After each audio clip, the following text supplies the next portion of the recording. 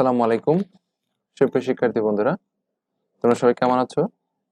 আশা করছি আল্লাহর রহমতে সবাই ভালো আছো। তোমরা অনেকেই জানো আমি বেশ কিছুদিন যাবত অসুস্থ ছিলাম। তো আল্লাহর রহমতে এখন মোটামুটি সুস্থ আছি, তাই তোমাদের মাঝে আবার ফিরে আসলাম। তো আজকে আমরা তোমাদের গণিত উচ্চতর গণিত বইয়ের বলবিদ্যার 9B এর উদাহরণ 2 নাম্বার নিয়ে আলোচনা করব। তো উদাহরণ 2তে কি বলা আছে একটু খেয়াল করে দেখো।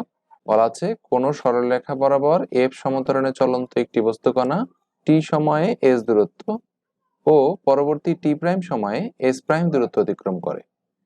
দেখাও যে F equal to 2 into S prime by T prime minus S by T divided by T plus T prime.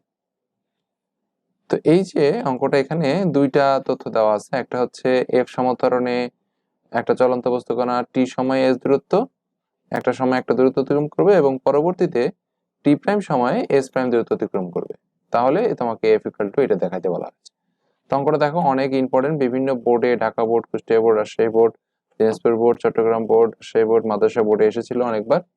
যেহেতু অঙ্কটা অনেক ইম্পর্টেন্ট, একটু মনোযোগ দিয়ে দেখার চেষ্টা করো এবং বাসায় প্র্যাকটিস করবে, আসার সম্ভাবনা এটা বেশি থাকে। তো সমাধানের ক্ষেত্রে আমরা কি বলবো, মনে করি বস্তুকণাটি ইউ আদি বেগে এফ সমান্তরালে চলে, টি সময় এস দূরত্ব অতিক্রম করে, ভি বেগ প্রাপ্ত হয়। তোমরা এই সমস্ত অঙ্ক তোমাদের ফিজিক্স বইয়ে দেখেছো, একই রকম অঙ্ক।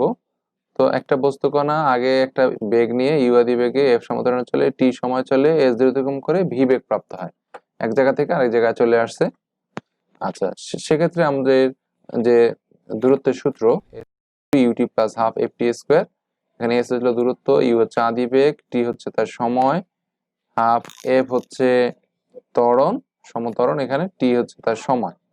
তো এই যে সূত্রটা S equal to U T plus half f t square, এখান থেকে যদি আমরা টি কমন নেই তাহলে এখানে থাকবে u plus half f t. তাহলে টিটা কমন নিয়ে যদি ওই পাশে পাঠাই দেই তাহলে এ পাশে গুণ অবস্থা ছিল টি, সেগুলো ভাগ হবে, তাহলে s by t equal to u plus half f t. Just এইখান থেকে আমরা এইখান থেকে টিটা কমন নিয়ে ওই পাশে পাঠাই দিছি। আচ্ছা, আরেকটা সূত্র আমরা জানি বেগের ক্ষেত্রে যে v equal to u plus f t, আমরা সবাই জানি। এই সূত্রটা আমরা এখানে লিখে রাখলাম। তো এটাকে 1 নম্বর সমীকরণ দিয়ে রাখলাম। তো পরবর্তী সময় যেটা বলছে, পরবর্তী সময় টি প্রাইম সময়ে এস প্রাইম দূরত্ব অতিক্রম করে, তাহলে পরবর্তী সময়ে ওই একই ত্বরণের বস্তুকণাটি পরবর্তী টি প্রাইম সময়ে এস প্রাইম দূরত্ব অতিক্রম করে। অতএব এস প্রাইম ইকুয়াল টু হবে, এখানে ইউটা হবে এই ইউটা, কারণ প্রথমবার চলে আসার পরে সে এই বেগ প্রাপ্ত হয়, এবার এইখান থেকে যাত্রা শুরু করবে, তাহলে ইউটা হবে এই ভিটাই, মানে শেষ বেগ, প্রথমটার শেষ বেগটাই হবে পরেরটার প্রথম বেগ, আদি বেগ আর কি।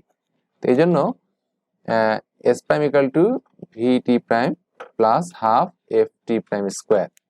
একইভাবে এখান থেকে টি প্রাইমটা যদি কমন নেই, কমন নিয়ে ওই পাশে পাঠিয়ে দিলে ভাগ হয়ে যাবে, s prime by T prime equal to v plus half f t prime.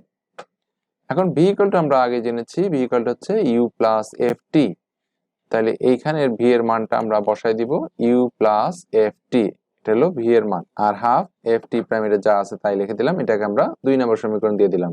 এখন এই যে 1 আর 2, এই দুটো সমীকরণ যদি 2 থেকে 1 বিয়োগ করি তাহলে কিন্তু আমরা পেয়ে যাব আমাদের এফ এর মান, এটা পেয়ে যেতে পারে। দেখো যদি আমরা 2 বিয়োগ 1 বিয়োগ করি তাহলে S prime T prime minus S by T, মানে যে এস টি আর যে এখানে এস প্রাইম টি প্রাইম, এইটা আর এইটা আমরা বিয়োগ করছি, এস প্রাইম টি প্রাইম বিয়োগ s by t equal to, এটা লিখলাম u plus f t plus half f t prime, u plus f t plus half f t prime, সূত্রের বিয়োগ, এখানে বিয়োগ থেকে বিয়োগ লিখেছি, আর এখানে u plus half f t, এখানে ইউ মাইনাস হাফ টি, কারণ প্রথমে মাইনাস আছে এই জন্য প্লাসটা মাইনাস হয়ে গেছে, minus u minus half f t, এইটা বসাই দিলাম এখানে। আচ্ছা, এখন এটাকে একটু কাটাকাটি করা যায়, দেখো প্লাস ইউ মাইনাস ইউ কাটা যায়, আর এখানে খেয়াল করো হাফ এফ টি আর এর হচ্ছে half F minus half f t, তাহলে এখানে অর্ধেকটা, এখানে পুরোটা, এই একটা এফটি থেকে হাফ এফটি বাদ দিলে আর একটা হাফ এফটি বাকি থাকে,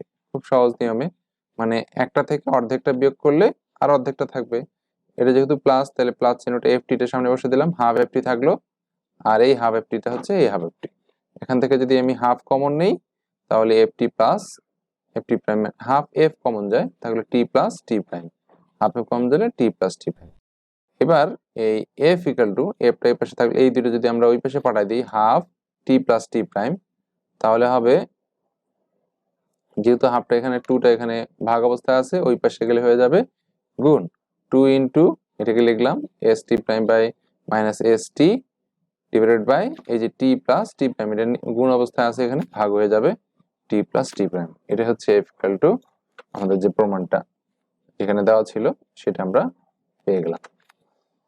তো এটাই ছিল আজকে, আশা করি বুঝতে পেরেছো। বুঝতে না পারলে আবার আমাকে কমেন্টস করে জানাবে।